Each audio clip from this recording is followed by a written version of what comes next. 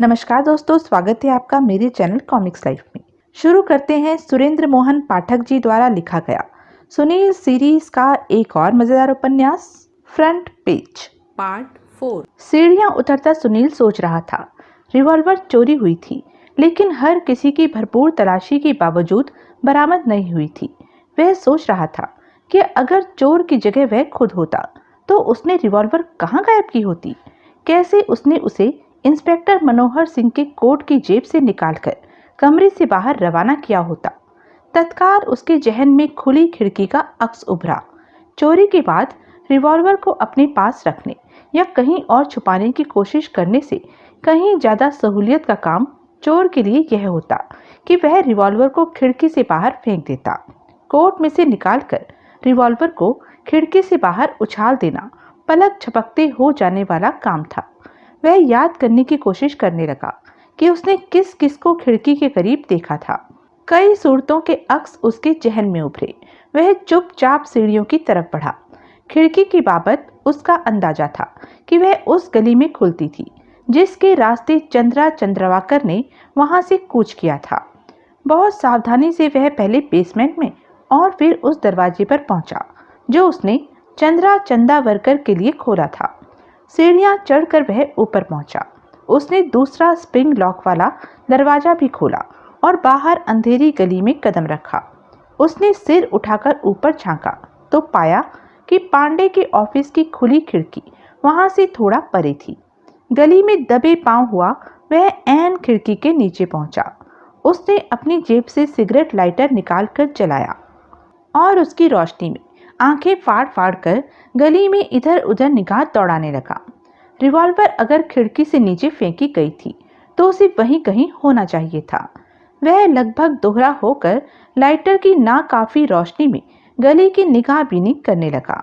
तभी एक धीमा सा स्वर उसके कान में पड़ा, सीधे हो जाइए जनाब और अपने हाथ अपने सिर से ऊपर उठा लीजिए। मजूमदार की आवाज सुनील ने साफ पहचानी। वह सीधा हुआ। उसने घूमने की कोशिश की तो मजूमदार ने अपनी रिवॉल्वर की नाल से उसकी पीठ को टहोका। प्यारे लाल, सुनील खोखली हंसी हंसा, मेरे सिर पर आ सवार होने में तो तुमने पेशेवर चोरों को मात कर दिया। कोई हॉर्न वॉर्न तो बजा देना चाहिए था ताकि मुझे पता लग जाता कि तुम आ रहे हो। मिली? मजूमदार यूं बोला जैसे सुनील की कोई बात उसने सुनी ही ना हो। क्या वही जिसकी तलाश में यहाँ पहुंचे हो? क्या भाई? रिवॉल्वर? कौन सी रिवॉल्वर? जो तुमने इंस्पेक्टर के कोट की जेब से चुराकर खिड़की के रास्ते यहाँ नीचे फेंकी थी। मैंने? और किसने? ऊपर हुई बात का बहुत जल्दी बदला ले लिया प्यारे लाल, लेकिन एक मिनट खामोश खड़े हो। मजूमदार उसकी जेबें टटोलने लगा। रिवॉल्वर मेरे मुंह में है, सुनील बोला। मजूमदार ने उत्तर न दिया। वह तलाशी से निपटा तो एक कदम पीछे हटा। हाथ नीचे गिरा लो, वह बोला, लेकिन भाग निकलने की कोशिश मत करना। मैंने भागकर कहाँ जाना है? अब आ ही गए हो तो आओ रिवॉल्वर तलाश करने में मेरी मदद करो। वो पुलिस का काम है। तुम अब मेरे साथ भीतर चलोगे। भीतर कहाँ? इंस्पेक्टर मनोहर सिंह के पास। वो किस लिए? ताकि वो तुमसे सवाल कर सके कि क्यों तुमने उसके कोट की जेब से रिवॉल्वर चोरी की और खिड़की के रास्ते यहाँ गली में फेंकी। नॉनसेंस। और अब उसे वापस तलाश कर चुकने के बाद तुम उसका क्या करने जा रहे थे? तुम अपने आप को क्या समझते हो भाई? कुछ नहीं, आगे बढ़ो। पहले मेरी पीठ पर से रिवॉल्वर तो हटाओ। मजूमदार ने वैसा कोई उपक्रम न किया। मुझे गुदगुदी हो रही है, मैं हंसने लगूंगा। मजूमदार ने रिवॉल्वर उसकी पीठ से हटा ली। वह उसी इमारत के मुख्य द्वार की दिशा में लेकर चला। मुख्य द्वार के करीब पहुंचने से पहले मजूमदार ने अपनी रिवॉल्वर अपनी जेब में रख ली। दोनों इमारत में दाखिल हुए। मजूमदार सीधा उसे पांडे के ऑफिस में ले आया। वहां इंस्पेक्टर मनोहर सिंह और सुमन साल्वी के अलावा परिवार के बाकी तीनों सदस्य भी मौजूद थे। लगता था मनोहर सिंह का मिसेस साल्वी से इंटरव्यू तभी खत्म हुआ था। मनोहर सिंह ने प्रश्न सूचक नेत्रों से बारी बारी सुनील और मजूमदार की तरफ देखा। रिवॉल्वर मिली? मजूमदार बोला। नहीं, मनोहर सिंह बोला। यहाँ मिल सकती भी नहीं। मतलब? वो रिवॉल्वर आपको नीचे गली में कहीं पड़ी मिलेगी। क्या मतलब? इनका ख्याल है, सुनील बोला, कि किसी ने रिवॉल्वर आपके कोट की जेब से निकालकर खिड़की के रास्ते नीचे गली में फेंक दी थी। यह मेरा ख्याल नहीं, मजूमदार बोला, दावा है, और ऐसा किसी ने नहीं किया था, खुद इसने किया था। आप लोग? मनोहर सिंह बेसब्रीपन से बोला, पहेलियां बुझाना बंद कीजिए और साफ साफ बताइए कि किस्सा क्या है। किस्सा मामूली है, सुनील जल्दी से बोला। मेरे को इस बात की संभावना दिखाई दी थी कि शायद किसी ने रिवॉल्वर को यहाँ की खुली खिड़की से बाहर उछाल दिया था। मैं नीचे गली में जाकर रिवॉल्वर तलाश करने की कोशिश कर रहा था, जबकि मजूमदार भी वहां पहुंच गया था और अपनी रिवॉल्वर से मुझे धमकाने लगा था। धमकाने नहीं लगा था, मजूमदार बोला, तुम्हें कोई बेजा हरकत करने से रोकने लगा था। मैं वहां क्या बेजा हरकत कर सकता था? तुम वहां से रिवॉल्वर गायब कर सकते थे। मैं रिवॉल्वर गायब करने के लिए नहीं, उसे तलाश करने के लिए गया था। ये सब कहने की बातें हैं। तुम्हारी ऐसी भली नियत होती तो तुमने रिवॉल्वर पहले चोरी ही न की होती। अबे साले चिमनी के धुएं! सुनील हत्ते से उखड़ गया। कौन कहता है रिवॉल्वर मैंने चोरी की थी? तुम्हारी हरकतें कहती हैं, और खबरदार जो मुझे गाली दी। गाली तो मैं। तभी एकाएक कक्ष का दरवाजा खुला और रमाकांत ने भीतर कदम रखा। इमारत में आग लग गई है, वह बोला। सब भौचक्के से उसका मुंह देखने लगे। आग? फिर मनोहर सिंह बोला, कहाँ? बेसमेंट में, लेकिन बहुत जल्द आग सारी इमारत में फैल सकती है। तत्काल अफरा तफरी मच गई। एकाएक सब एक साथ वहां से बाहर निकलने की कोशिश करने लगे। तभी दौड़ता हुआ पांडे वहां पहुंचा। जिस कमरे में से हर कोई कूच कर जाना चाहता था, वह उसमें दाखिल होने की कोशिश कर रहा था। मेरे जरूरी कागजात, वह बदहवास स्वर में कह रहा था, मेरे जरूरी कागजात। सब बाहर हॉल में पहुंच गए। वहां वातावरण में फैलते धुएं की गंध साफ महसूस की जा सकती थी। पांडे एक बड़े से ब्रीफकेस के साथ अपने ऑफिस से बाहर निकला। क्या हो रहा है यहाँ? मनोहर सिंह अपना कोट पहनता हुआ असहाय भाव से बोला। यह मुसीबत केस मेरे ही गले पड़ना था। कोई कुछ न बोला। सब लोग इमारत से बाहर निकल जाइए। वस्तुतः उसके ऐसा कुछ कहने से पहले ही हर कोई बाहर को लपका जा रहा था। मनोहर सिंह, सुनील और रमाकांत लगभग एक साथ इमारत से निकलकर मेन रोड पर पहुंचे। उनके पीछे अपना ब्रीफकेस संभाले पांडे बाहर निकला। बाहर भीड़ जमा होने लगी थी। इमारत से निकले आदमियों के अलावा राहगीर वहां रुकने लगे थे और तमाशबीन जमा होने लगे थे। लोगों को यहाँ जमा मत होने दो, मनोहर सिंह अपने सिपाहियों को आदेश दे रहा था। उसने अपने एएसआई को करीब बुलाया, जल्दी जल्दी उसे कुछ समझाया और फिर एकाएक वापस इमारत में दाखिल हो गया। अब इमारत के खुले प्रवेश द्वार में से घना धुआं बाहर निकलने लगा था। कुछ क्षण बाद घने धुएं को चीरते हुए 3 पुलिस वाले मुख्य द्वार से बाहर निकले। सड़क पर ट्रैफिक जाम वाली हालत पैदा होती जा रही थी। फिर दूर कहीं से फायर ब्रिगेड के इंजन की घंटियों की आवाज आने लगी। फायर ब्रिगेड के लिए जगह बनाने की गरज से पुलिस वाले लोगों को इमारत से परे धकेलने लगे। आग कैसे लग गई? सुनील बोला। क्या पता कैसे लग गई, रमाकांत बोला। मैं थोड़ी देर पहले तो बेसमेंट में गया था, तब तो वहां कुछ भी नहीं था। बाद में लग गई होगी प्यारो, कागज किताबों का मेला है यहाँ। ऐसे माल को आग लगते क्या देर लगती है? तुम्हारी तवज्जो कैसे गई बेसमेंट की तरफ? मैं दरअसल तभी बाहर से आया था। बाहर से? हाँ, मुझे एकाएक याद आ गया था कि यहाँ शंकर रोड पर मोड़ पर ही एक बार था। यानी कि शक्कर खोरे ने शक्कर तलाश कर ही ली।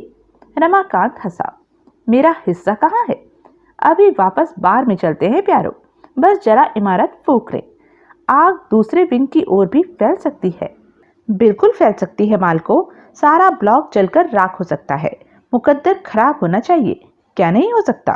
तभी फायर ब्रिगेड का पहला इंजन वहां पहुंचा। तभी एकाएक इमारत की तब तक जलती बत्तियां बुझ गई। जरूर आग से बिजली की तारें नष्ट होने लगी थी। फायरमैन इमारत में दाखिल होने लगे। सुनील मनोहर सिंह के बारे में सोच रहा था। वह अभी तक भी इमारत से बाहर प्रकट नहीं हुआ था। उसने चारों तरफ निगाह दौड़ाई। उसे सड़क से पार फुटपाथ पर अलखनाथ पांडे दिखाई दिया। ब्रीफकेस उसने अपनी छाती के साथ दबोचा हुआ था। उसकी आंखों में आंसू छलक रहे थे और वह पलके झपकाता अपनी तबाही का नजारा कर रहा था। पता नहीं उसकी जायदाद, उसका धंधा इंश्योर्ड भी था या नहीं। फिर इमारत पर पानी की बौछारें पड़ने लगी। फिर एकाएक इमारत के मुख्य द्वार पर हलचल दिखाई दी। सुनील ने उचक कर सामने देखा। 2 फायरमैन आगे पीछे चलते हुए अपने बीच अचेत इंस्पेक्टर मनोहर सिंह को उठाए हुए बाहर निकल रहे थे। उन्होंने लपक कर सड़क पार की और मनोहर सिंह को फुटपाथ पर लिटा दिया। क्या हुआ? सुनील बोला। धुएं से बेहोश हो गए? जो जवाब मिला वो सर्वदा अप्रत्याशित था। इन्हें एक फायरमैन बोला, गोली लगी है। सुनील और रमाकांत की तलाश शंकर रोड के कोने वाले बार में बैठे थे। एक बड़ा सजीला नौजवान स्टीवर्ट उनके करीब पहुंचा। रमाकांत को शायद वह उसके अभी थोड़ी देर पहले के फेरे से पहचान गया था, इसलिए उसने उसे एक बड़ी चमकीली स्वागतपूर्ण मुस्कुराहट पेश की और फिर बोला, क्या लेंगे साहब? पता नहीं, रमाकांत बोला। उस अप्रत्याशित जवाब से स्टीवर्ट हड़बड़ाया। वह सुनील की तरफ घूमा और बोला, और आप? जो साहब लेंगे, सुनील बोला। लेकिन साहब को तो अभी पता नहीं कि वो क्या लेंगे। जब पता लग जाएगा तो तब सही। यानी कि आप वो लेंगे जो साहब तब लेंगे जब उन्हें सूझ जाएगा कि वो क्या लेंगे। लेकिन क्योंकि अभी साहब को कुछ सूझ नहीं रहा है, इसलिए वो नहीं ले सकते और आप भी नहीं ले सकते। क्या नहीं ले सकता मैं? जो साहब को अभी सूझा नहीं है। सुनो, रमाकांत बोला, तुम साहब को वो दो जो मुझे सूझ नहीं रहा था। जी, स्टीवर्ट बोला, क्योंकि अब मुझे सूझ गया है कि मैं क्या लूंगा। यानी कि जो आपको पहले पता नहीं था और जो आपको अब सूझ गया है, वो जो ये साहब पहले नहीं ले सकते थे, अब आपको सूझ जाने की वजह से अब ले सकते हैं। दुरुस्त। तो आप क्या लेंगे? Double Johnnie Walker black with soda and grilled kidney and liver with potatoes and beans. मेरे लिए, सुनील बोला, large Johnnie Walker black label with soda and smoked fish with carrot, peas and fried onion rings. लेकिन Stewart सक पकाया, आप तो वो लेने वाले थे जो साहब लेने वाले थे। तब मुझे पता नहीं था कि साहब क्या लेने वाले थे। अब पता लग गया है तो मैं साहब के ऑर्डर के पास भी नहीं भटकना चाहता। प्यारो, रमाकांत बोला, ऐसी बात है तो क्यों ना दोनों ही भुनी हुई कुकड़ी मंगा ले? ठीक है, सुनील बोला। विस्की का ऑर्डर वही जो बोला। रमाकांत स्टीवर्ट से संबोधित हुआ। साथ में भुनी हुई कुकड़ी ला। वो क्या होती है? स्टीवर्ट बोला।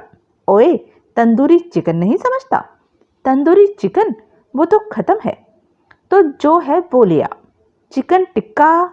ठीक है, अब हिल भी दिमाग चाट गया। वो भी है साहब। क्या दिमाग अगर चाटना हो तो? रमाकांत ने कहर भरी निगाहों से उसकी तरफ देखा। Drinks and chicken tikka, Stewart व्यस्त भाव से बोला। Coming up right away sir. माइयावा, पीछे रमाकांत बोला। हमारे ही जैसा मस्खरा था। हमारे जैसा नहीं, सुनील बोला, सिर्फ तुम्हारे जैसा। ओ चल एंदा ही सही प्यारो, तुसी राजी रहो। साडा की साढ़े भावे रुपए दे 12 आने हो जान। सुनील ने अपना लकी स्ट्राइक का पैकेट निकाल लिया। उसकी देखा देखी रमाकांत ने भी अपना 4 मीनार का पैकेट निकाला और फिर दोनों सिगरेट में मशगूल हो गए। तब तक इंस्पेक्टर मनोहर सिंह की लाश की बरामदगी के बाद से 2 घंटे गुजर चुके थे। आग तब तक बुझाई जा चुकी थी। सौभाग्यवश आग बेसमेंट से आगे नहीं फैल सकी थी और फायर फाइटर्स की मुस्तैदी से उस पर वहीं काबू पा लिया गया था। यह रहस्य अभी भी नहीं खुल सका था कि आखिर आग लग कैसे गई थी। ऊपर से एक पुलिस ऑफिसर के सनसनीखेज कत्ल ने आग की घटना को वैसे भी गौण बना दिया था। चंद घंटे के वक्फे में वहां 2 कत्ल हो गए थे। एक आगजनी का केस हो गया था और किसी के पास किसी बात का कोई हल नहीं था। तफ्तीश से जो कुछ सामने आया था वह इस प्रकार था। मनोहर सिंह का कत्ल ग्राउंड फ्लोर के उस हॉल में हुआ था जहां की समारोह का आयोजन था। उसको बहुत करीब से शूट किया गया था। वह 32 कैलिबर के रिवॉल्वर की एक इकलौती गोली का शिकार हुआ था। घटनास्थल से कोई रिवॉल्वर बरामद नहीं हुई थी और जैसे कि सुनील और मजूमदार दोनों को उम्मीद थी, बाजू की गली से भी कोई रिवॉल्वर बरामद नहीं हुई थी। आम धारणा यही थी कि साल्वी की जो रिवॉल्वर गायब थी उसी से इंस्पेक्टर को शूट किया गया था। अलबत्ता इसकी कोई वैज्ञानिक तस्दीक अभी नहीं हो पाई थी। गायब रिवॉल्वर अब भी एक बड़ा रहस्य था। उस रिवॉल्वर को गायब करने में दिलचस्पी? सुनील बड़बड़ाया। रिवॉल्वर की मालिकान की ही हो सकती है। कहना आसान है प्यारो, रमाकांत बोला, लेकिन साल्वी परिवार के किसी मेंबर ने रिवॉल्वर अगर गायब की तो कैसे की, यह बताओ। रिवॉल्वर गली में मिल जाती तो मेरी इस बात की पुष्टि हो जाती कि उसे पांडे के ऑफिस की खिड़की से बाहर फेंक दिया गया था, लेकिन वो वहां से नहीं मिली। तो कहाँ गई? कोई बड़ी बात नहीं कि रिवॉल्वर अभी भी इमारत में ही हो, बावजूद इतने हो हल्ले के। हाँ, इमारत में कहाँ? क्या पता कहाँ। ऐसी अटकलें लगाने से फायदा? चल नहीं लगाते। सुनील कुछ क्षण खामोश रहा। उसने बड़े विचारपूर्ण ढंग से विस्की का एक घूंट पिया, फिर सिगरेट का एक कश लगाया। आग खामखा नहीं लग सकती। फिर वह बोला, आग क्या प्यारो? रमाकांत बोला, कुछ भी खामखा नहीं हो सकता। आग किसी ने किसी खास मकसद के लिए लगाई थी। किस मकसद के लिए? किसी ज्यादा अहम बात की तरफ से हर किसी का ध्यान हटाने के लिए। फिर तो यह काम साल्वियों का हो सकता है। उन्होंने आग के हंगामे में रिवॉल्वर गायब कर दी। नहीं, उनमें से किसी को दूसरी मंजिल से उठकर चुपचाप बेसमेंट में जाकर आग लगा आने का मौका हासिल नहीं था। साल्वी परिवार के चारों सदस्य हर घड़ी हर किसी की निगाह में थे। प्यारो, एक पांचवा सदस्य भी तो है। पांचवा सदस्य? वो तांत्रिक रंगास्वामी। उसको भी तुम साल्वी परिवार का ही सदस्य समझो। वो बहुत मायावी आदमी है। वो कुछ भी कर सकता है। वो दूसरी मंजिल पर बैठा बेसमेंट में आग नहीं लगा सकता। शायद लगा सकता हो। वो मंत्र मारकर अपने किसी फेवरेट भूत को तलब कर सकता है और उसे कह सकता है, चल ओए भूतनी अदा, रिवॉल्वर गायब कर दे, बेसमेंट में आग लगा दे। क्या बक रहे हो? अच्छा, रमाकांत आंखें निकालता हुआ बोला, मैं बक रहा हूँ? हाँ, चल बक रहा हूँ तो बक रहा हूँ ही सही। तू कहता है तो मान लेता हूँ कि बक रहा हूँ। आखिर यार है तू, तेरा दिल तो रखना पड़ेगा। आग लगने से थोड़ी देर पहले मैं बेसमेंट में था। लगता है मेरे पीछे पीछे ही कोई आग लगाने वहां पहुंच गया था। मजूमदार मुझे इमारत के मेन गेट से वापस लाया था। हम बेसमेंट से ही वापस लौटे होते तो जरूर उसी घड़ी वहां आग लगाने का उपक्रम करते किसी व्यक्ति से टकरा गए होते। यह जानने का कोई साधन भी तो नहीं कि आग लगने के वक्त कौन गायब था। कोई भी गायब नहीं था। हर कोई किसी न किसी की निगाह में था। मजूमदार नहीं था?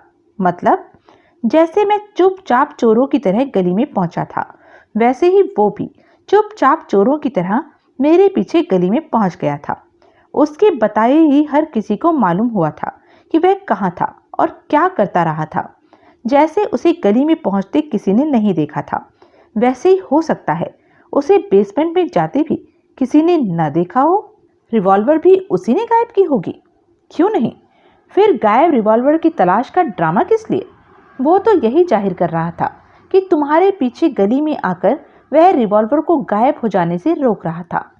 वो सब ड्रामा इसलिए क्योंकि वो जानता था कि जो रिवॉल्वर वह खुद गायब कर चुका था वह गली में बरामद हो ही नहीं सकती थी। उसने रिवॉल्वर क्यों गायब की?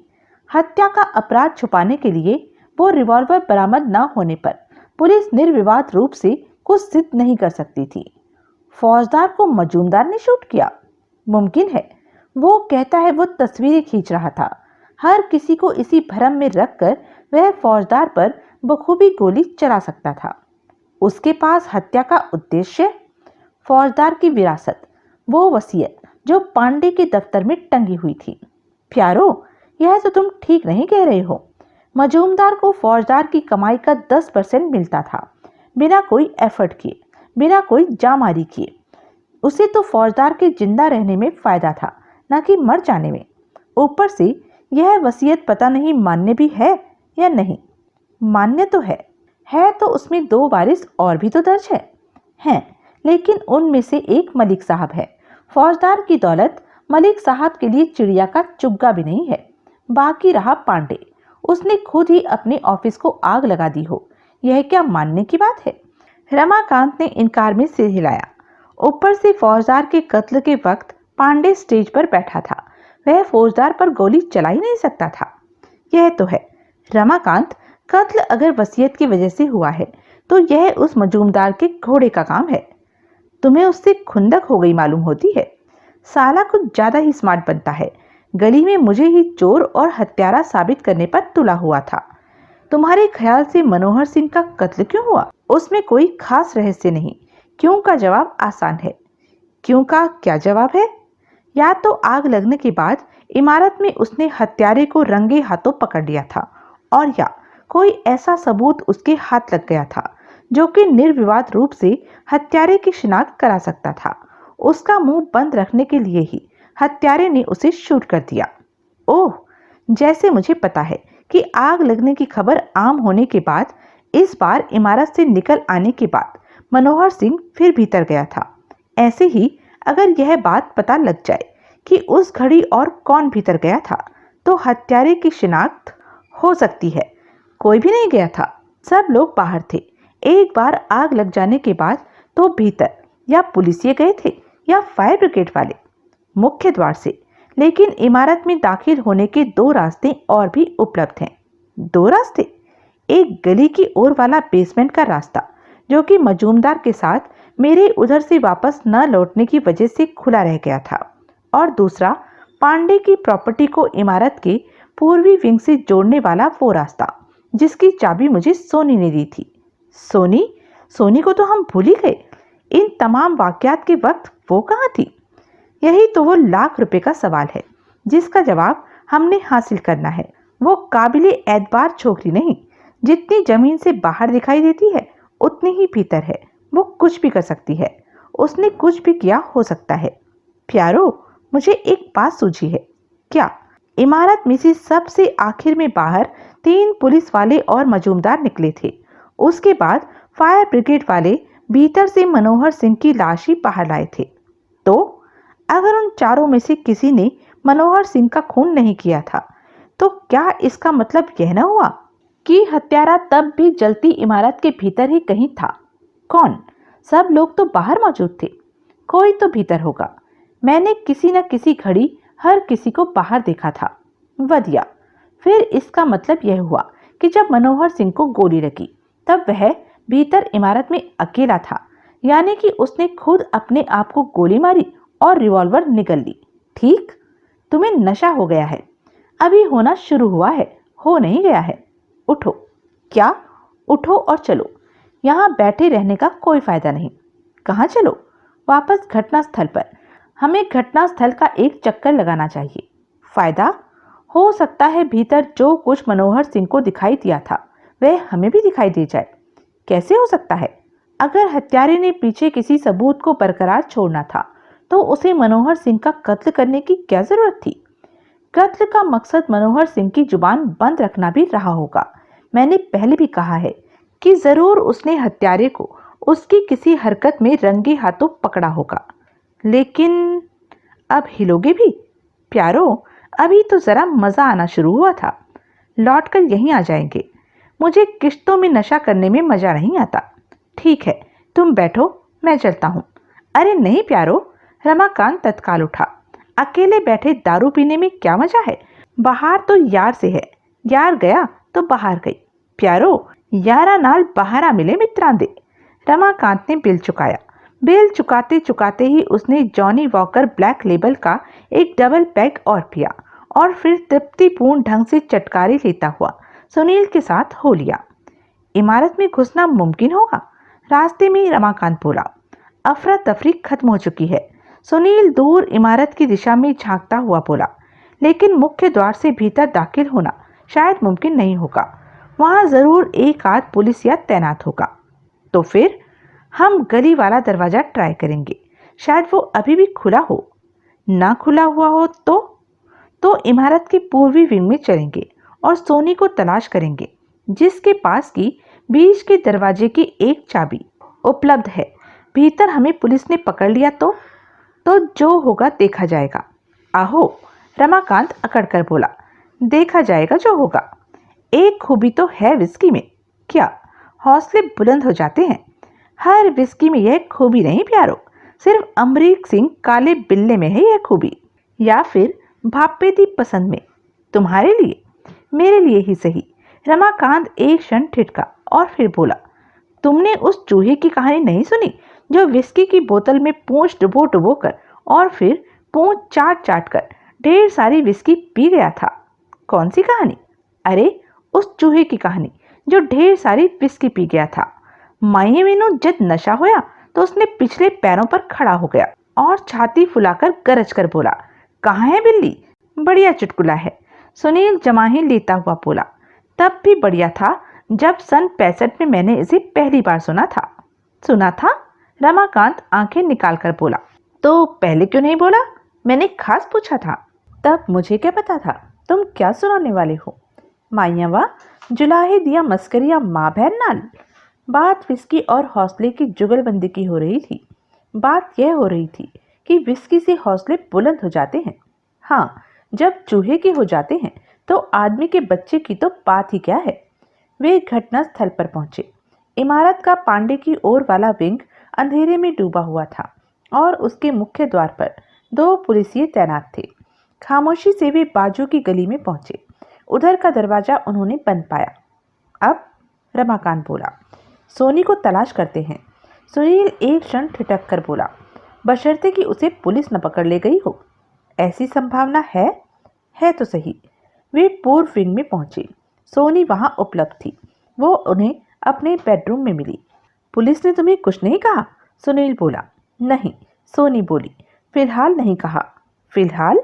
हाँ, पुलिस हेडक्वार्टर से एक नया इंस्पेक्टर आया है जो कि अब केस की तफ्तीश कर रहा है। कौन? इंस्पेक्टर प्रभुदयाल। फिर तो हो गया काम। वो नहीं बख्शने वाला किसी को। वो कॉन्टेसा को ताला लगाकर चाबियां अपने साथ ले गया है। ओह, यानी कि तुम्हारे ऊपर नजर इनायत होगी उसकी। आज ही होगी। वो लौट कर आने को कह गया है। कह क्या गया है? धमकी दे गया है। गया कहाँ है? थाने में। सबके बयान फिर से ले रहा है। तुम्हारे पास वो अभी लौट कर आएगा? हाँ। इस बीच तुमने अपना कोई अगला झूठ तो निर्धारित कर ही लिया होगा। सोनी ने आंखें तरेर कर उसकी तरफ देखा। सुनील ने उसके घूरने की परवाह नहीं की। एक बात बताओ, एकाएक सोनी बोली। क्या? पुलिस की निगाह में प्राइम सस्पेक्ट अभी भी ड्राइवर मोहनलाल ही है, लेकिन वह अपने जुर्म का इकबाल तो नहीं कर रहा। वो तो पुलिस के सामने गला फाड़कर चिल्ला रहा था कि वह बेगुनाह था, उसे फंसाया जा रहा था। अगर वो ये दुहाई देना बंद कर दे, क्या मतलब? अगर वो चुपचाप कबूल कर ले कि उसने मेरे चाचा का कत्ल किया था और बाद में इंस्पेक्टर मनोहर सिंह का भी, हाँ, वो ऐसा कहेगा।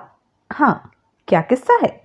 वो कहता है कि अगर उसकी बीवी की जान बचाने के लिए उसकी ओपन हार्ट सर्जरी करवाने के लिए दरकार रकम उसे अदा कर दी जाए तो वह अपना गुनाह कबूल कर लेगा, जो कि उसने नहीं किया। वो कहेगा कि उसी ने किया है। यह बात उसने अपनी तरफ से कही है कि तुमने उसे कोई पट्टी पढ़ाई है? उसने अपनी तरफ से कही है। वो पुलिस की हिरासत में नहीं है, अभी नहीं है। उसका हिरासत में न होना ही इस बात का सबूत है कि उस नए इंस्पेक्टर को, प्रभुदयाल को, उसकी बेगुनाही का यकीन है। लेकिन जब वो अपना इकबालिया बयान देगा कि दोनों कत्ल उसी ने किए हैं, तो तुम्हारी और शशांक की जान छूट जाएगी, है ना? तुम लोग अपनी जान को सांसद से निकालने के लिए एक बेगुनाह को फांसी पर चढ़ जाने दोगे? अपनी एक कीमत के बदले में जब वो खुद ख्वाहिशमंद है ऐसा कदम उठाने के लिए, तो हम उसे क्यों रोकें? क्योंकि यह नाइंसाफी है, जो कि खुद उसे कबूल है। इंसानियत भी कोई चीज होती है? होती होगी, वह लापरवाही से बोली, जो कि दौलत की सूंघ लगते ही तुम्हारे में से उड़ गई मालूम होती है। ये आदर्शवादी बातें रहने दो, प्रैक्टिकल बात करो। तुमने कत्ल किए हैं? नहीं। शशांक ने? नहीं। तो फिर तुम क्यों एक बेगुनाह को फांसी के फंदे तक पहुंचाने का सामान कर रही हो? महज इसलिए क्योंकि तुम्हें पुलिस के हाथों कोई जहमत उठाना गवारा नहीं। महज इसलिए क्योंकि अब तुम ऐसी सेवाओं की कीमत अदा करने की स्थिति में आ गई हो। दूसरी बात ज़्यादा सही है, वह पूरी बेशर्मी से बोली। अब तो मैं तुम्हारी भी किन्हीं सेवाओं की कीमत अदा कर सकती हूँ। मेरी सेवाएं बिकाऊ नहीं। कौन सी चीज है इस दुनिया में जो बिकाऊ नहीं? सिर्फ कीमत पर बहस होती है मिस्टर। कोई चीज सस्ती बिकती है, कोई महंगी तो कोई और महंगी। तुम्हारी खुद की क्या कीमत है? एकाएक रमाकांत बोला।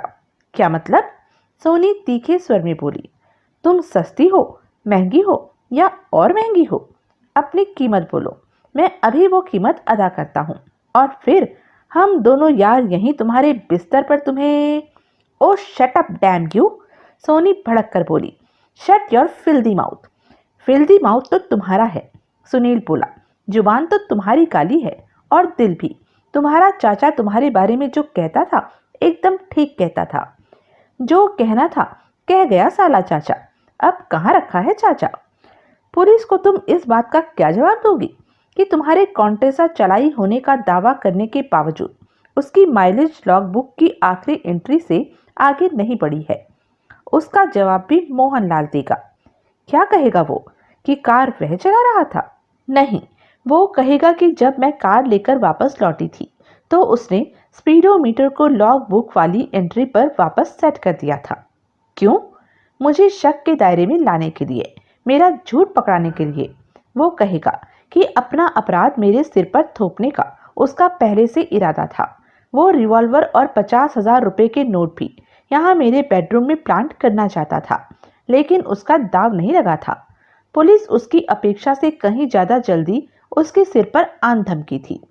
कहानी तो अच्छी गढ़ी है। मोहनलाल सयाना आदमी है।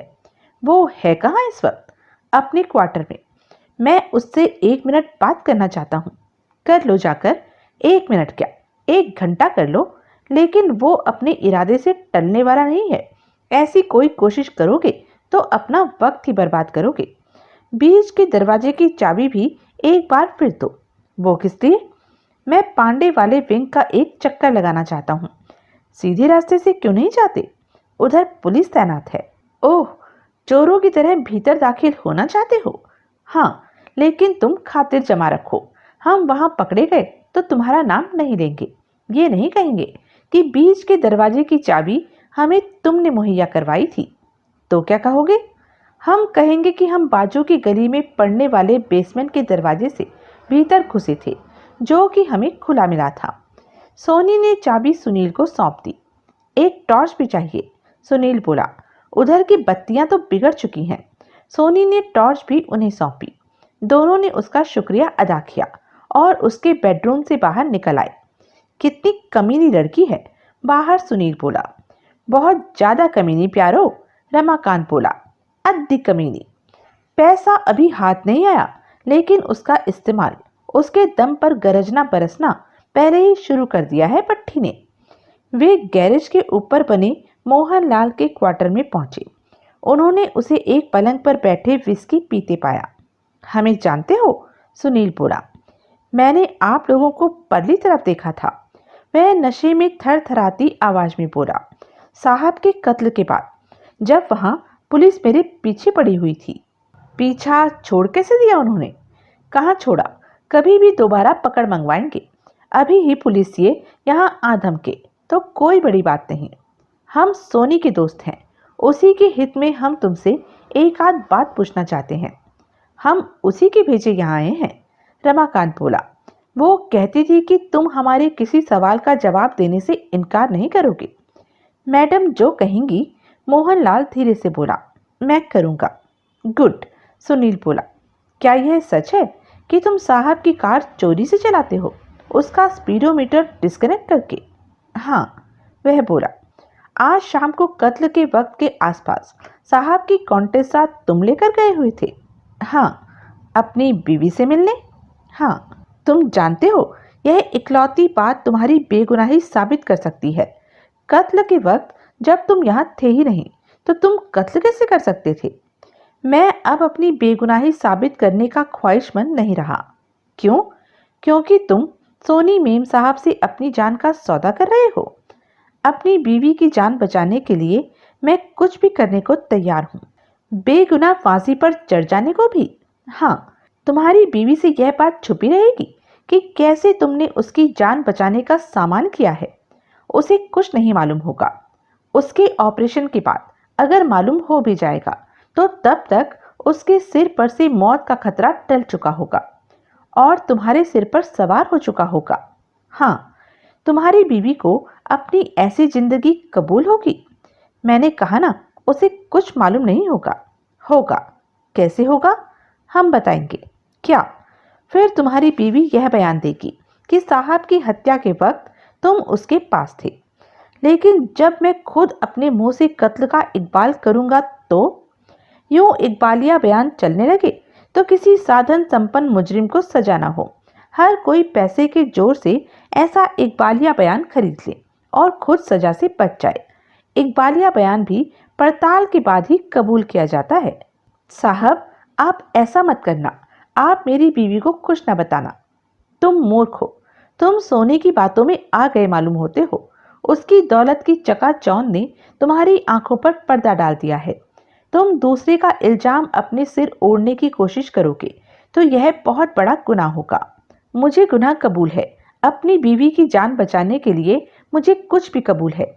यानी कि तुम यह बयान जरूर दोगे कि कत्ल तुमने किए हैं? हाँ, अभी तुम नशे में हो।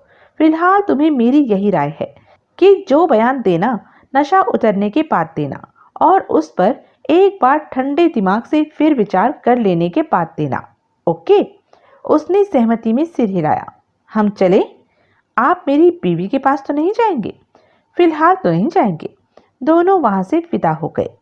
इमारत के प्रकाशक वाले विंग में घुप अंधेरा था। टॉर्च का सहारा न होता तो वे अंधेरे टकरे मार रहे होते।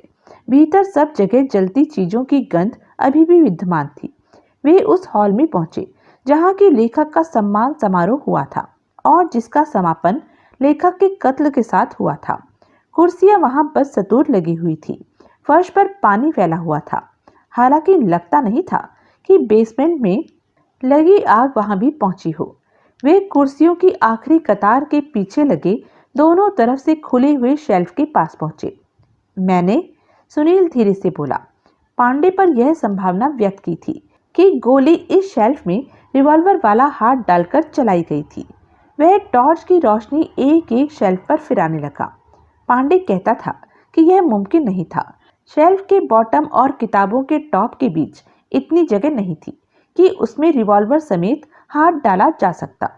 ठीक तो कहता था, रमाकांत बोला। कहाँ है जगह? जगह तो ना ऊपर है और ना आजू बाजू। ठसा ठस तो भरा हुआ है यह रैक किताबों से। लेकिन फिर भी मेरा दिल गवाही दे रहा है कि गोली यहीं से चली थी। जरूर ऐसा ही कुछ इंस्पेक्टर मनोहर सिंह के जहन में था। उसने जरूर यहाँ कुछ देखा था जो कि हमें भी दिखाई देना चाहिए। वो कुछ कत्ल के बाद कातिल ने क्या बरकरार रहने दिया होगा? शायद रहने दिया हो। शायद उसे मौका न मिला हो कत्ल के बाद कुछ भी करने का। शायद ऐन उसी घड़ी फायर ब्रिगेड वाले यहाँ घुस आए हों जबकि वह कुछ का कुछ करने जा रहा था और उसे आनन फानन यहाँ से कूच कर जाना पड़ा हो। प्यारो, उस कुछ का नाम भी तो लो। डिफाइन तो करो उसे। क्या भला हुआ वो कुछ? क्या वो कुछ? यह देखो, एकाएक सुनील उत्तेजित स्वर में बोला। उसने टॉर्च की रोशनी अपनी आंखों के ऐन सामने पड़ने वाले एक शेल्फ पर स्थिर कर दी हुई थी। क्या देखूं? रमाकांत उत्सुक भाव से आगे को गर्दन निकाल कर बोला। निकाला तो गया प्यारो, लेकिन काम हो जाने के बाद वापस अपनी जगह पर क्यों नहीं रखा गया? इसका एक ही जवाब मुमकिन है। बाद में हत्यारे को ऐसा करने का मौका नहीं हासिल हुआ था। वो मौका मुहैया करने के लिए हत्यारे ने बेसमेंट में आग लगाई ताकि इमारत खाली हो जाए और उसे अपना यह अधूरा काम मुकम्मल करने का मौका मिल जाए। अब जब हत्यारा अपना यह काम करने के लिए यहाँ आया तो उसकी बदकिस्मती से ऊपर से इंस्पेक्टर मनोहर सिंह भी आ गया और उसके रंगे हाथों पकड़े जाने की जैसी हालत हो गई। नतीजतन हत्यारे ने मनोहर सिंह को भी शूट कर दिया। कोई आ रहा है, रमाकांत बोला। सुनील ने तत्काल टॉर्च बुझा दी और कान लगाकर सुनने लगा। दूर कहीं से करीब आते कदमों की हल्की हल्की आहट आ रही थी। आवाज बेसमेंट की सीढ़ियों की तरफ से आ रही है, सुनील फुसफुसाया। रमाकांत ने सहमति में सिर हिलाया। सुनील ने उसकी बाह थामी और उसे ऊपर को जाती सीढ़ियों की तरफ धकेला।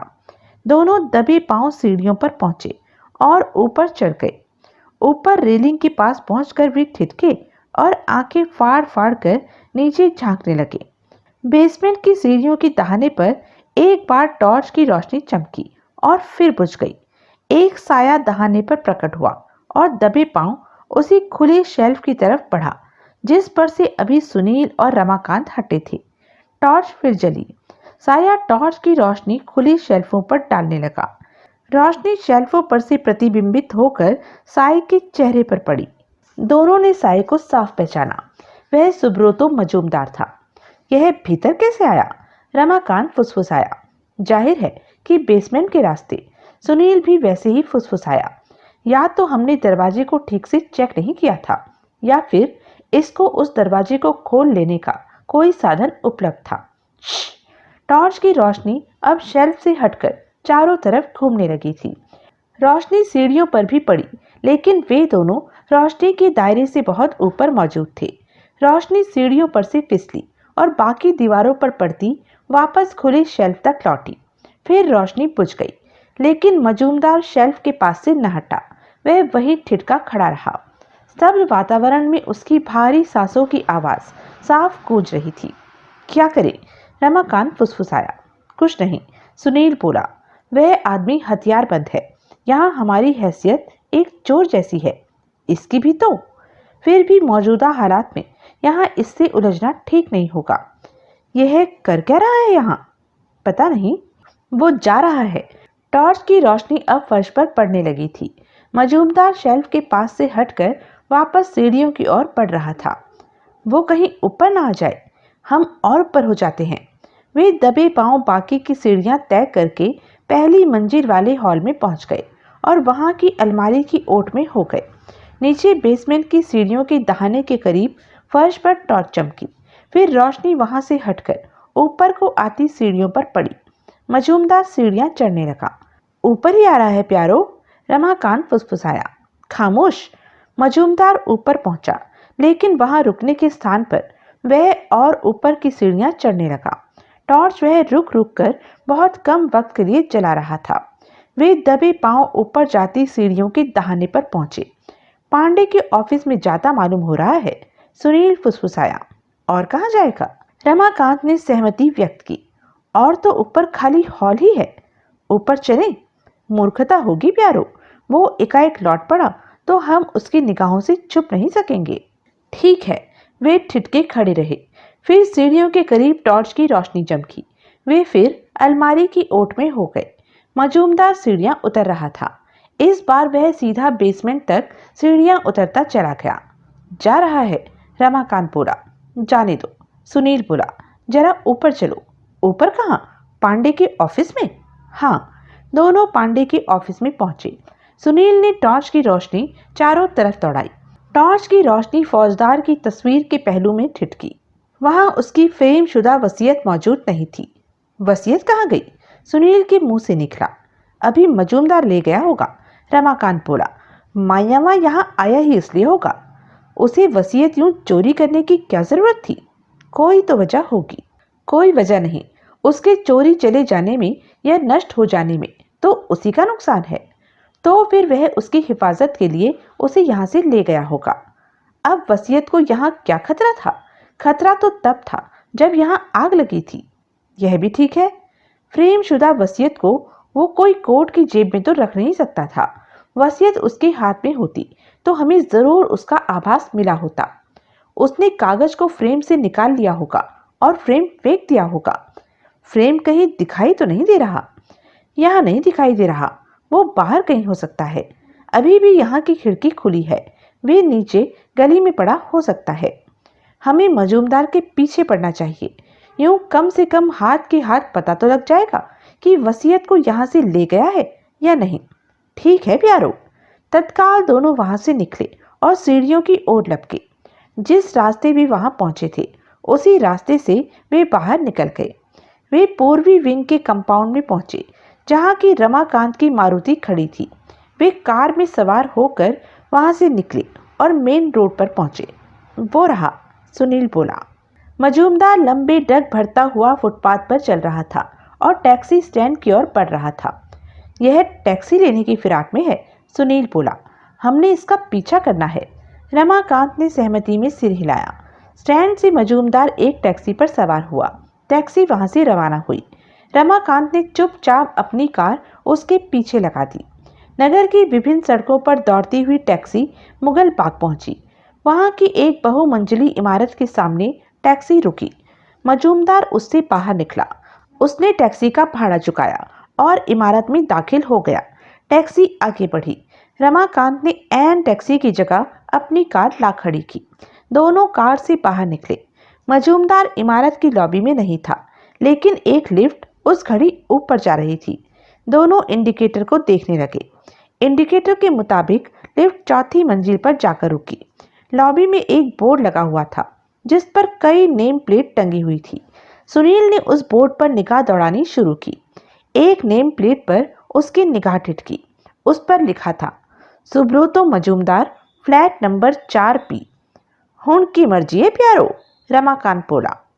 मर्जी तो इस आदमी से बात करने की है, लेकिन अगर यही आदमी दो हत्याओं का अपराधी हुआ तो यह हमारे साथ किसी खतरनाक ढंग से पेश आ सकता है। हम 2 हैं, वो अकेला है, भुगत लेंगे साले को। अगर उसने गोली चला दी तो?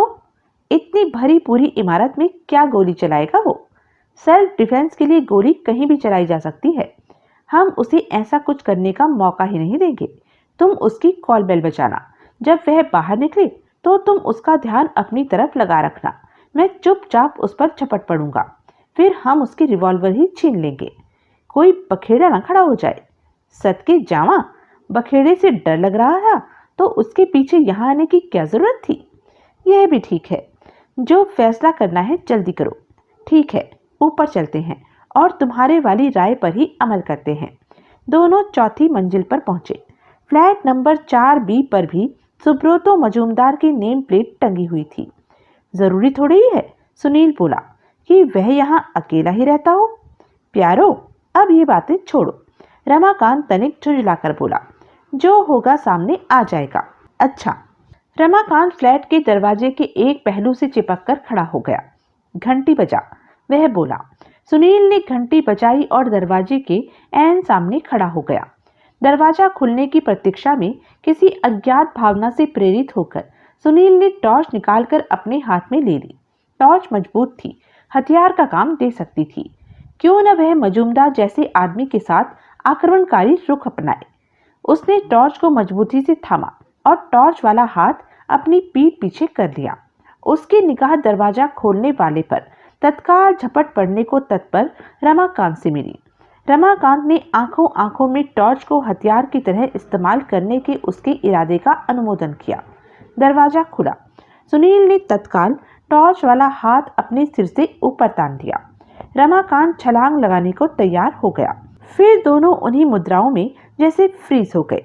दरवाजे की चौखट पर जहां मजूमदार को प्रकट होना चाहिए था, वहां 2 वर्दीधारी पुलिसिये खड़े थे। सुनील का टॉर्च वाला हाथ अपने आप नीचे झुकने लगा। वह खिसियाया सा दोनों पुलिसियों को देखने लगा, जिनमें से एक इंस्पेक्टर मनोहर सिंह का शुक्ला नाम का ASI था। यह क्या मजाक है? शुक्ला कड़क कर बोला। तुम मुझ पर हमला करने वाले थे? नहीं, सुनील टॉर्च को जेब के हवाले करता हुआ बोला। और तुम भी? शुक्ला रमाकांत से बोला।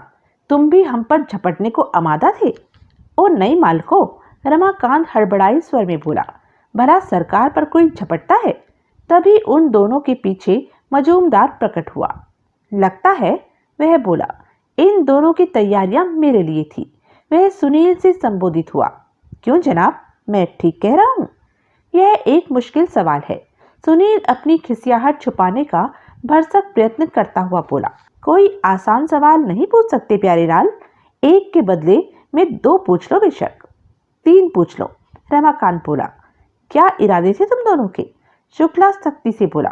इरादे नेक थे, सुनील बोला। जो हरकत तुम लोग करने जा रहे थे वो नेक इरादों से तो नहीं की जाती है।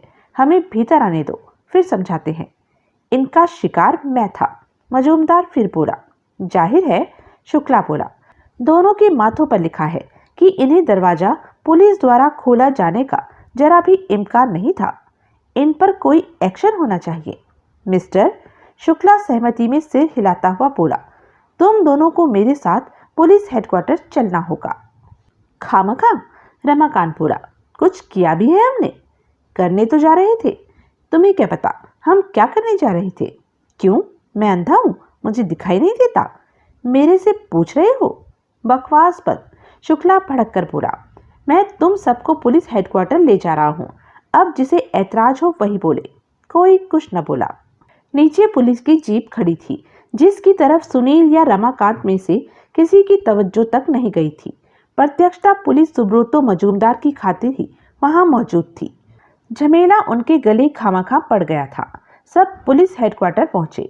मजूमदार, सुनील और रमाकांत को एक कमरे में बिठाकर एएसआई शुक्ला वहां से चला गया। उन लोगों ने मजूमदार से बात चलाने की कोशिश की, लेकिन उसने उन्हें कोई प्रोत्साहन न दिया। फिर शुक्ला वापस लौटा। तुम, उसने सुनील की तरफ संकेत किया। उठो, साहब बुला रहे हैं। कौन से साहब बुला रहे हैं? सुनील उठता हुआ बोला। अभी पता लग जाएगा। शुक्ला के साथ सुनील एक अन्य कमरे में पहुंचा। वहां एक विशाल मेज के पीछे इंस्पेक्टर प्रभुदयाल बैठा था और अपने सामने फैले बेशुमार कागजात का अवलोकन कर रहा था। उसके साथ एक सब इंस्पेक्टर भी मौजूद था, जो कि कागजात के संदर्भ में उसे कुछ समझाता लग रहा था। आहट सुनकर प्रभुदयाल ने सिर उठाया। आओ, वह बोला। आओ रिपोर्टर साहब, बैठो। शुक्ला ने एक कुर्सी मेज के पास सरका दी, जिस पर कि सुनील बैठ गया। उस वक्त सुनील के चेहरे पर ऐसे भाव थे जैसे स्कूल में शरारत करता कोई बच्चा पकड़े जाने पर हेडमास्टर के सामने पेश किया जा रहा हो। शुक्ला सावधान की मुद्रा में एक और खड़ा हो गया। क्या स्कोर हो गया? प्रभुदयाल बोला। किस बात का? सुनील उलझनपूर्ण स्वर में बोला। कत्ल के केसों में तुम्हारी टांग फंसी होने का। मेरी टांग तो नहीं फंसी हुई, इस बार फंसी हुई है। मैं सिर्फ मौकाए वारदात पर मौजूद था और मेहमानों की तरह नहीं, अपने उस सदा शराबी दोस्त के साथ हर किसी के फट्टे में टांग अड़ाने को आमादा, पूरी मुस्तैदी से तैयार, आदत से मजबूर। सुनील खामोश रहा। कत्ल के बारे में क्या जानते हो? ज्यादा कुछ नहीं। वो तो तुम्हारा सदा का जवाब है। अब यह बताओ कि ज्यादा कुछ नहीं कितना कुछ होता है? कुछ भी नहीं होता। मैं कत्ल के बारे में उतना ही जानता हूँ जितना वहां मौजूद दूसरा कोई भी जानता था। यह भी कमाल से कम नहीं। अमूमन तो तुम हर किसी से 2 हाथ आगे होते हो। क्यों? सुनील ने उत्तर न दिया। मजूमदार पर क्यों झपटने वाले थे? झपटने में कामयाब हो भी जाते, टॉर्च से उसकी खोपड़ी वोपड़ी खोल भी बैठते, तो फिर क्या करते? मेरा ऐसा कोई इरादा नहीं था, यकीनन था। सुनील ने बेचैनी से पहलू बदला। तुम समझते हो सब किया धरा मजूमदार का है? प्रभुदयाल उसे घूरता हुआ बोला। और तुम समझते थे कि तुम उससे जबरदस्ती करके उससे उसका अपराध कुबलवा सकते थे? मेरा ऐसा कोई इरादा नहीं था। तो क्या इरादा था तुम्हारा? वो आदमी हथियार बंद था। मैं सिर्फ इतनी सावधानी बरतना चाहता था कि उसे हथियार इस्तेमाल करने का मौका न मिल पाता। कैसे? उस पर हमला करके, उसे जबरन अपने काबू में करके। मैंने कुछ किया तो नहीं। जो करने जा रहे थे वो ही क्यों करने जा रहे थे? पीछे ही क्यों लगे हो तुम मजूमदार के? क्योंकि उसने कुछ ऐसी हरकतें की थी जो कि उससे अपेक्षित नहीं थी। क्या क्या हरकतें की थी उसने? माई बाप, इस सवाल का जवाब देने से पहले मेरा आपसे अपनी जान की अमान पाना जरूरी है। क्या मतलब? जान की अमान पाऊं तो अर्ज करूं ना जनाब। ज्यादा ड्रामेबाजी मत करो। जो कहना है साफ साफ कहो। साफ साफ ही कहूंगा, कृपा निधान। लेकिन आप पहले यह वादा तो कीजिए कि आप खफा नहीं होंगे। अब कह ही चुको जो कहना है। हम घटना स्थल से मजूमदार के पीछे लगे थे। मजूमदार वहीं पहले एक बार मेरे पर रिवॉल्वर तान चुका था, इसलिए मैंने यह सावधानी बरतनी जरूरी समझी थी कि दोबारा ऐसी नौबत न आए। मजूमदार घटनास्थल पर था? प्रभुदयाल उत्सुक भाव से बोला। हाँ। पांडे के ऑफिस में? हाँ। आग लगने के बाद? पुलिस के हर किसी के वहां से रुखसत हो जाने के बाद? हाँ। अपने फ्लैट पर वो सीधा शंकर रोड से ही पहुंचा था। जब वो वहां था तब तुम भी वहीं थे? हाँ। तुम्हारा जोड़ीदार भी? हाँ। भीतर कैसे घुसे? सुनील ने ईमानदारी से वह भी बताया। मजूमदार कैसे घुसा? यह मजूमदार से ही पूछना। क्यों घुसे? सुनील ने सविस्तार सब कुछ सुनाया कि कैसे उसे वहां से कोई सूत्र मिलने की उम्मीद थी, कैसे उन्होंने पांडे के ऑफिस में से फ्रेमशुदा वसीयत गायब पाई थी, कैसे उन्होंने रीडर्स डाइजेस्ट की 3 भागों वाली डिक्शनरी का दूसरा भाग शेल्फ से गायब पाया था और कैसे एकाएक ऊपर से मजूमदार वहां पहुंच गया था। प्रभुदयाल ने मंत्रमुग्ध होकर सब कुछ सुना। मजूमदार के पीछे क्यों लगे? सुनील चुप हुआ तो प्रभुदयाल ने पूछा, यही जानने के लिए कि वह चोरों की तरह फिर बंद इमारत में क्यों घुसा था और उस खुले बुक शेल्फों में उसकी इतनी दिलचस्पी क्यों थी, और क्या पांडे के ऑफिस के फौजदार की वसीयत उसने गायब की थी। जबरन हम उसकी पोल खोल देने की धमकी से उसे डरा सकते हैं। तो तुम्हारा ख्याल है कि शेल्फ की जिस जगह से डिक्शनरी का भाग 2 गायब है एंड वहीं से फौजदार पर गोली चलाई गई थी? हाँ। तुमने डिक्शनरी का गायब शुदा भाग तलाशने की कोशिश नहीं की थी? नहीं की थी। क्यों? नौबत ही नहीं आई थी, मौका ही नहीं मिला था। तभी वहां मजूमदार जो पहुंच गया था। हमें वहीं बने रहने की जगह मजूमदार के पीछे पीछे लगना ज्यादा मुनासिब लगा था। उससे जबरन कुछ कुबलवाने के लिए, उससे बात करने के लिए, ऐसे माहौल में बात करने के लिए जिसमें वो हम पर अपनी रिवॉल्वर न तान सकता। शुक्ला? Yes sir. शुक्ला तत्काल बोला, शंकर रोड थाने फोन करो, वहां कहो कि कोई फौरन प्रकाशक के ऑफिस में जाए और अभी जो कुछ तुमने सुनील को कहते सुना है उसकी तफ्तीश करे और यह भी देखे कि डिक्शनरी का भाग नंबर 2 वहीं कहीं उपलब्ध है या नहीं। Yes sir. और बाकी 2 साहबान को भी यहाँ बुलाओ। Yes sir. कुछ क्षण बाद रमाकांत और मजूमदार भी वहां पहुंच गए और प्रभुदयाल के सामने सुनील के अगल बगल बैठ गए। कैसे हैं आप? प्रभुदयाल रमाकांत से बोला। मेहरबानी है आपकी मालको, रमाकांत मीठे स्वर में बोला। कोई विस्की मंगाए? नहीं मालको, मैं घर से पी के आया हूँ। अच्छा? हाँ, आजकल मेहमान नवाजी का जुग्राफिया बड़ा टेढ़ा है मालको।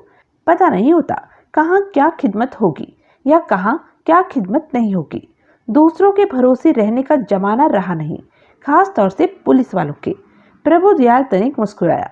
अलबत्ता, रमाकांत बोला। इजाजत हो तो एक सिगरेट सुलगा लूं? जरूर, शौक से।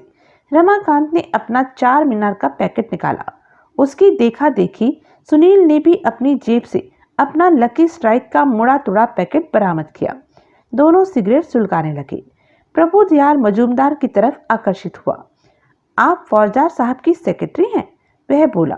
और मौकाए वारदात पर हर घड़ी मौजूद थे? जी हाँ, मजूमदार बोला। और मैं अपना बयान इंस्पेक्टर मनोहर सिंह को दे चुका हूँ। कोई बात नहीं, फिर दे दीजिए। यह तकनीक आपको इसलिए भी फरमानी चाहिए क्योंकि आप जानते हैं कि बदकिस्मती से इंस्पेक्टर मनोहर सिंह आपका बयान दोहराने के लिए हमारे बीच मौजूद नहीं है। मजूमदार ने अपना बयान दोहराया, जो कि प्रभुदयाल ने बड़े गौर से सुना। वैसे उसकी सूरत से साफ जाहिर हो रहा था कि जो कुछ उसे बताया जा रहा था वह उससे पहले से मालूम था। आपके पास एक रिवॉल्वर है? अंत में प्रभुदयाल बोला। 22 कैलिबर की? जी हाँ। किस लिए? मजूमदार ने रिवॉल्वर निकालकर मेज पर प्रभुदयाल के सामने रख दी। प्रभुदयाल ने उसे उठाने का उपक्रम नहीं किया। इसका लाइसेंस? वह बोला।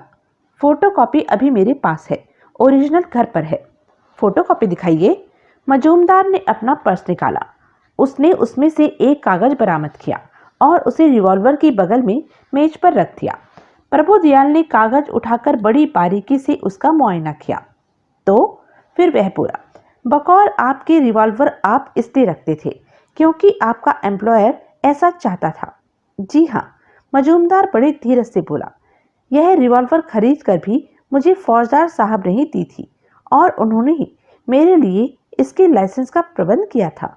जी हाँ, उन्होंने एक बार बड़े अभिमान के साथ मुझे अपना गन कलेक्शन दिखाया था।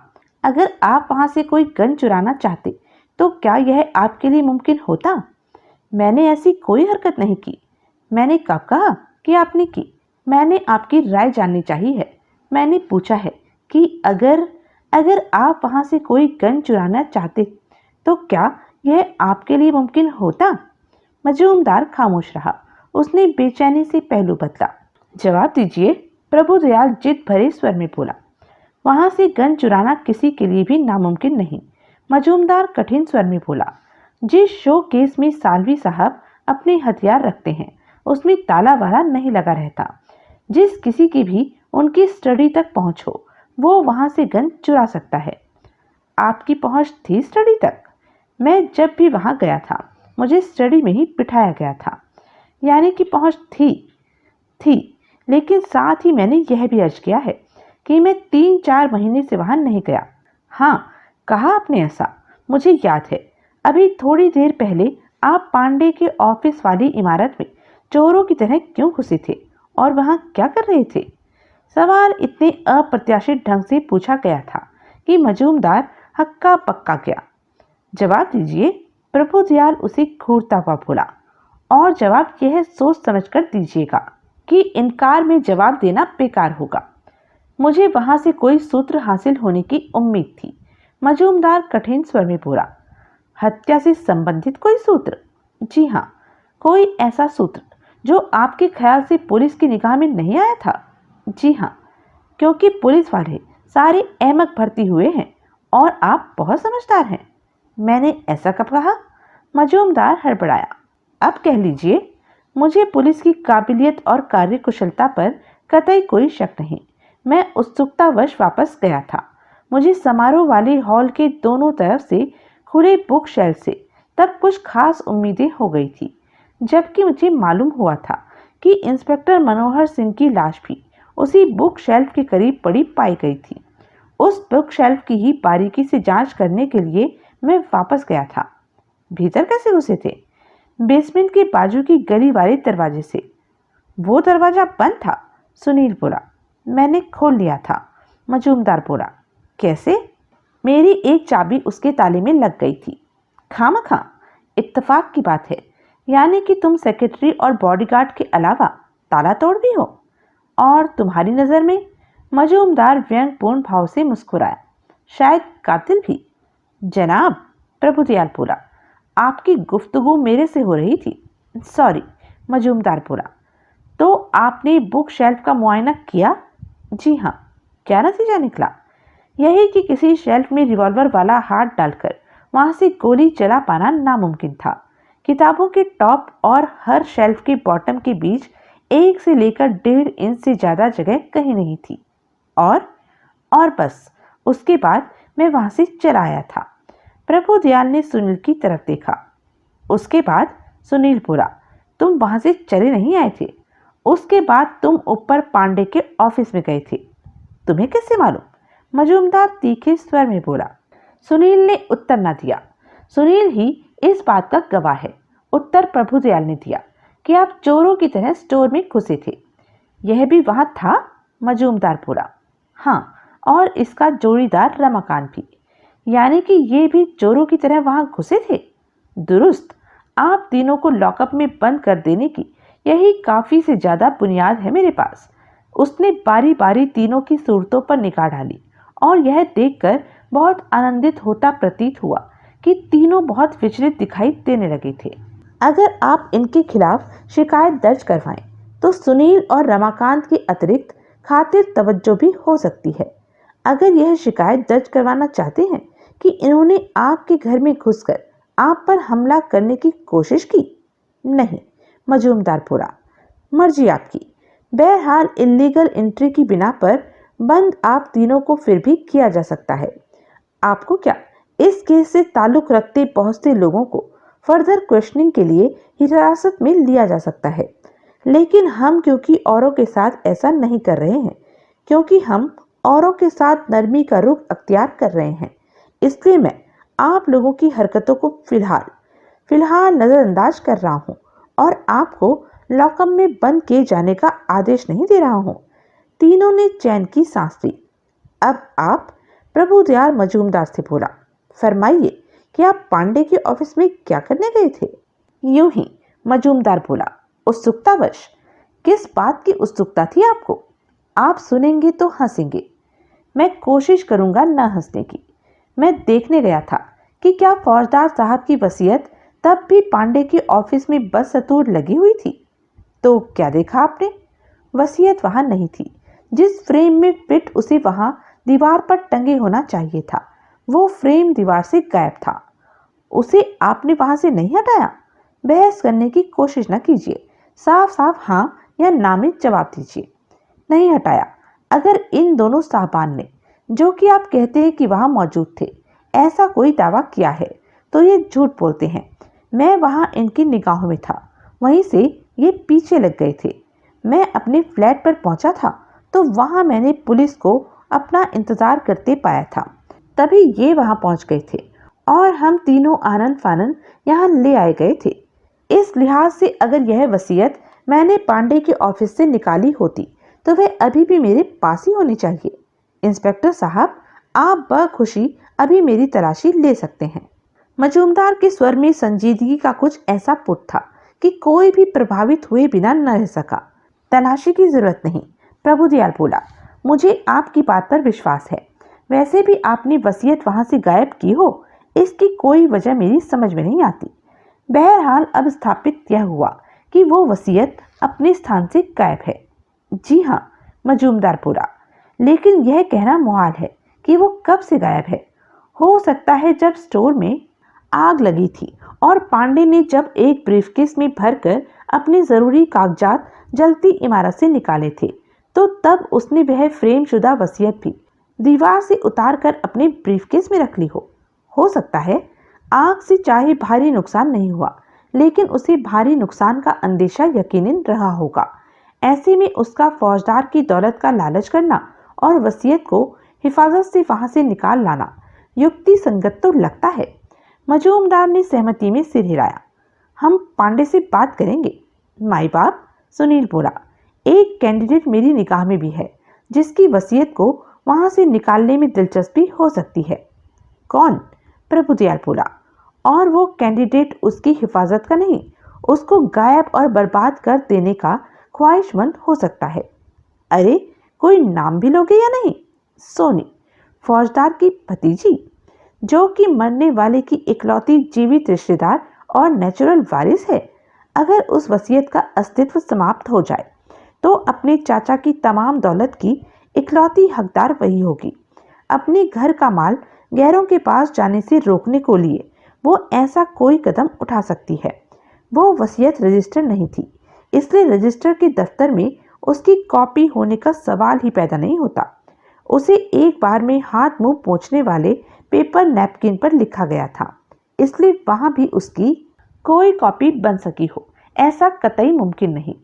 कहने का मतलब यह है कि पांडे के ऑफिस में टंगा वो एक कागज का पुर्जा फाड़कर फेंक देने में सोनी को 1 करोड़ रुपए का फायदा है। हम सोनी से भी बात करेंगे, प्रभुदयाल निर्णायक स्वर में बोला। अब मैं आप लोगों को एक राय देना चाहता हूं कि जिसे मेरी आपसे गुजारिश है कि आप गौर से सुने। आप सुन रहे हैं? मजूमदार और सुनील ने सहमति में सिर हिलाया। मैं, प्रभुदयाल रमाकांत को घूरता हुआ बोला, आपसे भी मुखातिब हूं जनाब। रमाकांत ने हड़बड़ा कर सिर उठाया और बोला, आहो जी? क्या आहो जी? मेरा मतलब है जी हाँ मालको। क्या जी हाँ? कि आप जो फरमाए मैं उसे गौर से सुनूं। हाँ, यही अर्ज किया था मैंने। आपकी सूरत से तो मुझे ऐसा अंदेशा हुआ था जैसे आप सो गए हुए थे। ऐसा कैसे हो सकता था मालको? वर्टिकल तो जानवर सो सकते हैं, आदमी के बच्चे को तो सोने के लिए हॉरिजॉन्टल होना पड़ता है। कुछ लोगों के साथ आधा वर्टिकल आधा हॉरिजॉन्टल प्रोग्राम चल जाता है, लेकिन मेरे साथ तो वो भी नहीं चलता। ऊपर से मेरे सोने का तो अभी वक्त वही हुआ, अभी तो तारीख भी नहीं बदली। आप कह चुके? हाँ। कुछ और कहना चाहते हो? नहीं। तो फिर मैं शुरू करूं अपनी बात शौक से? तो सुनिए आप सब लोग। प्रभुदयाल का स्वर एकाएक बेहद शुष्क हो उठा। डबल मर्डर और आगजनी के इस मौजूदा केस में जैसी दखल अंदाजी अब तक आप लोग कर चुके हैं, वैसी दोबारा हरगिज भी बर्दाश्त नहीं की जाएगी। आपको जासूस बनने का शौक है, शौक से बनिए। आपको जासूसी के अभियान में जान देने का अरमान है, शौक से पूरा कीजिए। लेकिन पुलिस के काम में दखल अंदाजी का दर्जा, आपकी कोई भी हरकत हरगिज हरगिज बर्दाश्त नहीं की जाएगी। आपको कोई क्लू तलाश करने का कोई स्मार्ट आइडिया सूझता है तो उसे लेकर आप मेरे पास आएंगे और मुझे बताएंगे कि आपके जहन में कौन सा नया बल्ब रोशन हुआ है। पुलिस का महकमा पब्लिक के सहयोग से ही चलता है। हमें खुशी होगी अगर आपका कोई सहयोग हमें हासिल होगा। यह बात आपसे मैं खास तौर से कह रहा हूँ रिपोर्टर साहब। मैं सुन रहा हूँ, सुनील बोला। सिर्फ सुन रहे हो या समझ भी रहे हो? समझ भी रहा हूँ। गुड। अब एक बात तो बता दो। क्या? वो बात मैं अपनी प्रेस रिपोर्टर की हैसियत से पूछ रहा हूँ। क्या मनोहर सिंह की लाश का पोस्टमार्टम हो गया? हाँ। तुम शायद गोली के बारे में जानना चाहते हो। हाँ, गोली 32 कैलिबर की ही निकली है। उसका फौजदार के जिस्म से निकली गोली से मिलान करने पर पाया गया है कि दोनों गोलियां एक ही रिवॉल्वर से चलाई गई हैं। आई सी।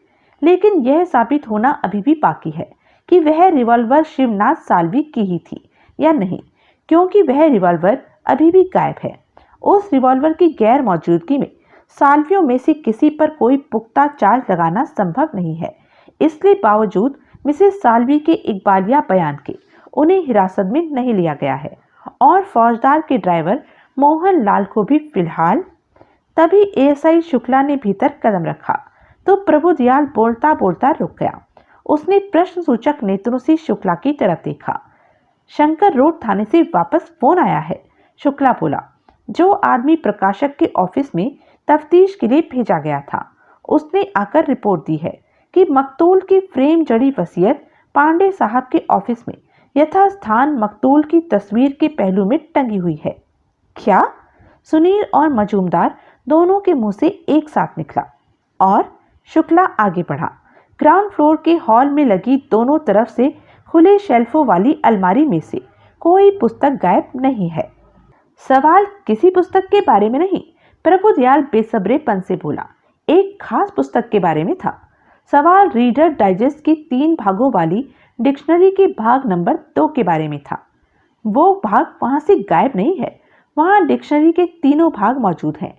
किसी खाने से कोई पुस्तक गायब नहीं है। डिक्शनरी का भाग नंबर 2? सुनील चुप न रह सका।